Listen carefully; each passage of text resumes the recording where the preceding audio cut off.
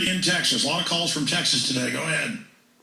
How you doing there, Mr. Jones? Thanks for taking my call. Yes, sir. Quick, one reason why your show is so successful is because you're willing to offer very constructive criticism. So my constructive criticism, and I want to see if Mr. Powers agrees with this, we should start telling our military, especially the active ones overseas, they saw exactly what Pat Tillman saw. They know this is a crime. They're living with these nightmares of what's going on over there in the battlefield.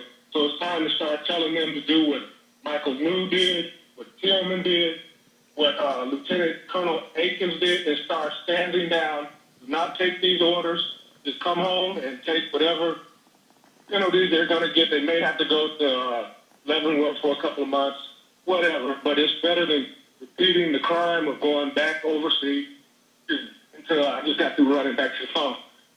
Going back and forth, destroying these countries just for the globalists to profit and bring us into this new world order. So it's time to start telling our troops specifically to do exactly what Michael New and them have done. Greg Palast, great point, sir. Stay there. I might come back to you, John, after the break. But real fast, Greg, 20 seconds on what he just said. It's a tough one to tell people to put themselves in jeopardy like that. Mr. Manning, for example, has released important documents to us, is going to spend the rest of his life in the bottom of a military hole. It's tough to ask people to do that. Greg, great having you with us. Vulture's Picnic is the book. Get it today. Thank you, Greg. Talk to you soon. Okay. Alex, you're the best. You bet. I want to ask the last caller we were just talking to, Richard, if he is former military. He's listening on 90.1. I want to ask him that, and then go to Bob Chapman and a ton of news. Stay with us. I've been telling you about eFoods Direct for a while now. Here are my top 10 reasons to stock up on food from eFoods Direct. Number 10. And then everybody else that's patiently holding with Bob, because we're going to have open phones for Bob today, of the internationalforecaster.com. But expanding on this here, we were talking to Richard in Texas, and Richard was just calling in, if you missed him, and was saying, look, it's time for the military to stand down and say no. Well, they take the troops and they put them in this peer pressure. And then they do carry out, orders that are unconstitutional. They do carry out things that violate their oath. And they do it all the time, like troops being ordered to grow opium in Afghanistan. I saw a new meme on the internet saying I'm a liar about that, even though it's on NBC News, ABC News, Nightly News, BBC, Fox News, CNN. I mean, just type troops guarding and growing opium in Afghanistan, and they're on the news saying, we don't like it, but if we don't, Al-Qaeda gets it, so we grow it, and then it's shipped out. And people are like, that's not true. How dare you say the troops are drug dealers? No. That's like when I say there were bombs in the World Trade Center, they say, you're saying the fire department did it. And I never said that. These are fake memes they put out. The point is, this is going on. This is happening. These wars are illegal. The drones flying into countries and killing people without a declaration of war, it's all illegal. Now they're going to use the drones against us. The government spying on us without warrants is illegal. A world government is setting up a planetary dictatorship right now. It's all out in the open. Our freedoms are being eradicated. They're saying the military is going to be used against us. That's treason. The Roman Senate knew that 2,000 plus years ago. Do we know that now? This is classical oppression. And the caller was saying it's time for the troops. That'd be a good discussion sometime for the troops. What order would you not follow? I mean, since there's no Bill of Rights or Constitution, it's effectively being trampled.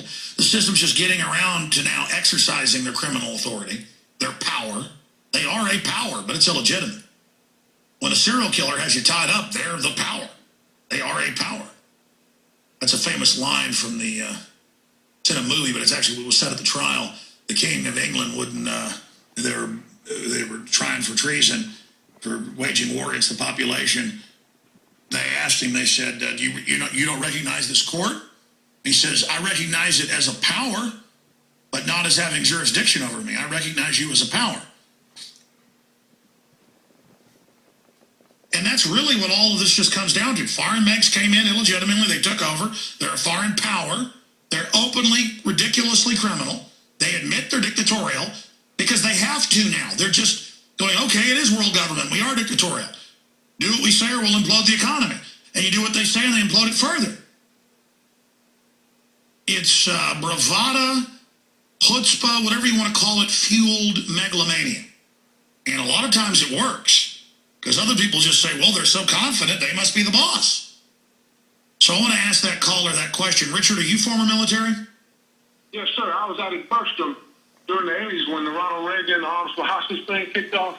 And every day when they had on the news, the next day I'd come back and try to discuss it in uniform with the captains and everybody in the office.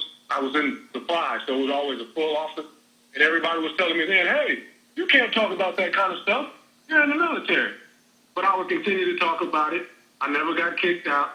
But now when 91 came up and I started seeing Dick Cheney and Rumsfeld and all the rest of those criminals on TV talking about we got a new enemy now. We don't really know what he looks like. We don't know what, we think they're coming from the Middle East, blah, blah, blah. I started telling everybody because it wasn't hard to see.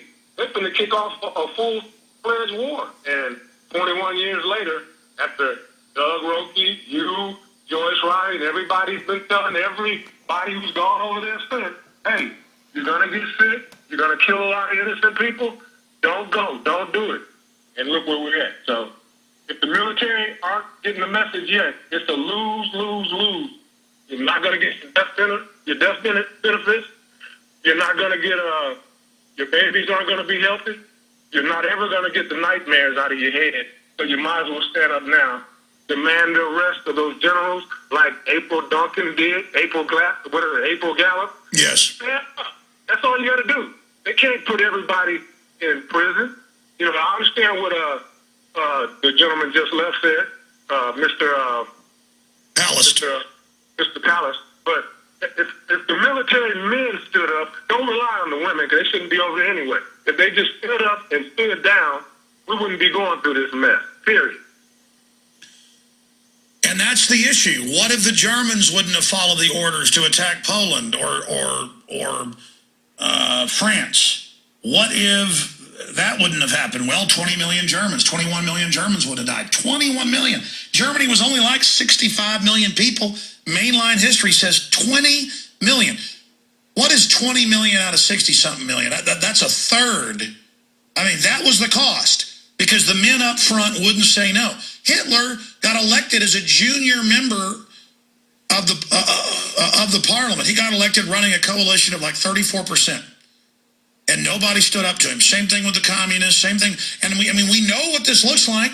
We know that the crazy drive of these elites will lead them and us to destruction. And I'm telling you, America, I'm telling you, the crimes of the people that run our country, when it's all said and done, if we beat them and it all comes out, I can tell you it's bigger than Hitler. It's bigger than Stalin. It's bigger than Mao. The New World Order through the U.S. is killing people everywhere. They got covert wars going on all over the place. Zbigniew Brzezinski is so evil that in 2 books, you can pull the quotes up online, just say, type in Zbigniew Brzezinski brags about funding Pol Pot and mass death. And he says, it's really a wonderful thing that I can say that Pol Pot defeated communism. Yeah, he did kill, a large part of his population, but that's okay because we didn't do it. We just helped him do it. And see, I've learned, I appreciate your call, sir. These globalists, I want to talk to Bob Chapman about this right now. They have these weird rules where they do it through committees. They all share responsibility, like buying insurance or something, where no one really ever fully puts all the pieces together, where they can kind of deny, and, well, I funded somebody else that did it. People say, well, won't the New World Order kill you? Like Steve Pachinik, who's a guy that brings down major governments in the past. I mean, talk about a real spy master, psych warfare guy. He'll tell you it's an inside job, but he'll say, Alex, don't worry about him killing you. It's too much paperwork because big guys up top don't like start to kill Americans because that can then be used to blackmail them later. People like Bill